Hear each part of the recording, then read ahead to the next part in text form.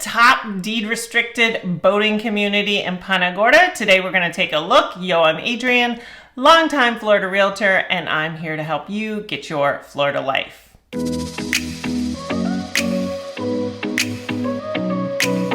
Happy Wednesday, everyone. If you're new here, new videos come out every Wednesday. Today we're looking at canal front communities in Punta Gorda.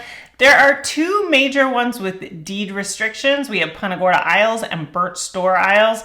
I get a lot of questions about which one's better. I'm going to break them down for you today, and we're going to go over the market in both of them today. First, let's look at why they compete. There's a lot of similarities between the two.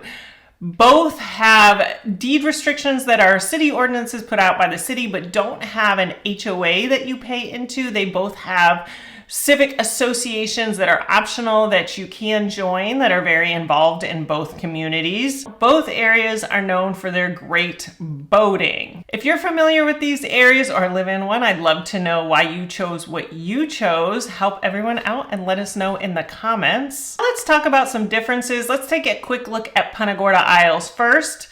In Punta Gorda Isles, you have powerboat and sailboat water. It's larger than Burnt Store Isles.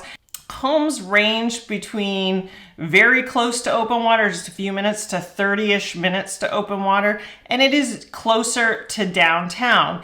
Now, there are some older sections of Punta Gorda Isles where the homes date back to the 1960s.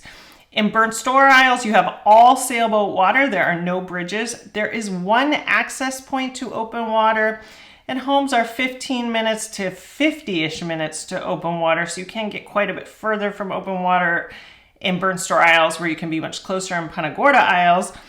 I always say it feels almost like a gated community in Burnt Store Isles because it's kind of secluded. There are two roads in and out, but there is no gate. The homes in Burnt Store Isles date back to the 1980s. Most of them are much newer than that. It didn't really start taking off until the 2000s. If you watch my channel a lot, you know I grew up in Burnt Store Isles. My family was the fifth house in 1981, and I can tell you from living there that there wasn't much there until I went away to college in the mid-90s, and then in the 2000s it really took off. That being said, for a lot of people, the selling point in Burnt Store Isles is the curb appeal. It is a very new looking, very pretty community. Let's look at the market in both. So first I want to point out that PGI is much larger. There's about 8,700 developed residential plots of land and about 1,700 in BSI. So PGI is considerably larger. The number of single family homes on the market in PGI is 147. In BSI, there's 31. I often hear people say to me, oh, there's more on the market in PGI, in any market, because it feels like maybe there's a reason for that. Well, the reason that there's always more on the market in PGI is because it's larger. The price range in homes in PGI are $489,000 to $2.5 million. In Burnt Store Isles, we have $2,535,000 to $2,195,000.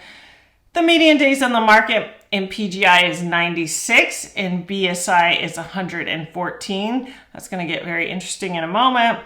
The number of homes pending in PGI is 30, in BSI we have 12.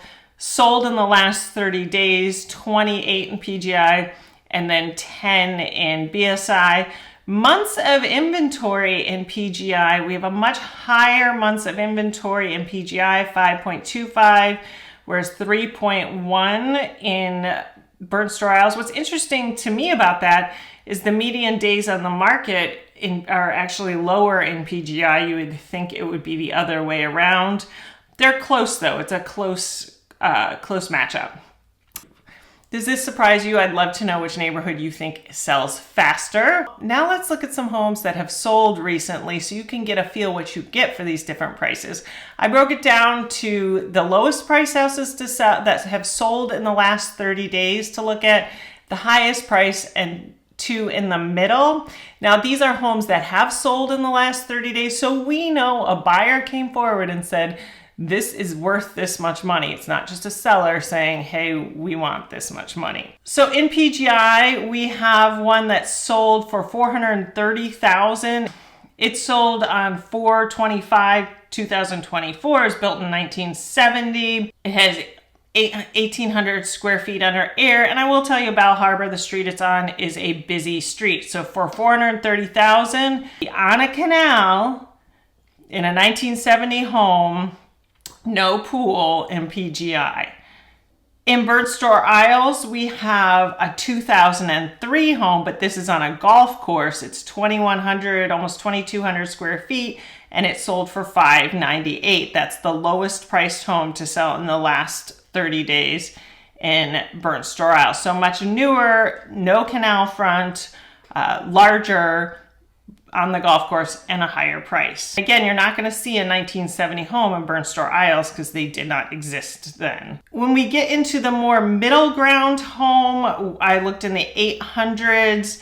For $875,000, we have a house close to open water in the sailboat section of PGI, 2,500 square feet, built in 1998, 2-car garage, a 3, 2.5. Then you get over to Burnt Store Isles. Now this is an interesting comparison because the house in Burnt Store Isles is quite a bit further from open water, while the house in PGI is probably 15 minutes. The house in Burnt Store Isles maybe is closer to the 50-minute range. However, if you look at it, that has a big, long canal view. So somebody might say to themselves, hey, you know what? We like to boat, we're okay with that, but we want that. We're okay with a little bit further from open water, but we want this big view, and they got it. So good for them. They paid $890. The year was the house was built was 2000. This is a 3-4, and it's again about 2,500 square feet, so similar in size. Then we get to the highest priced homes in both areas. In Burnt Store Isles, we have a home built in 2015. It sold for $1,280,000, almost $1,300,000. It's a 5-bedroom, 4.5 bath, 4,100 square feet. You're not far from open water as far as Burnt Store Isles goes, maybe 20 minutes, 25 minutes. You've got a private pool, 2-car garage, all the things.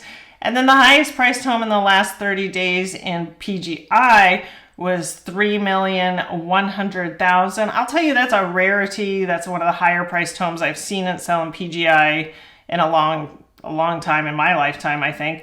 It was 6,300 square feet, and it's on the harbor. It's on a tip lot on the harbor. So that's a rarity. Those don't come up that much, but it gives you an idea of sort of the high to low. I think both of these neighborhoods are great places to live. I've sold in both and have many happy customers in both. And you can see the market is neck and neck. And if I were to do this all the time, that is generally what I see. It really comes down to what the priority for you is and what neighborhood you like better. After watching this, if you are leaning towards one or the other, let me know. I'd love to hear about it. Thanks for watching. I'll see you next week.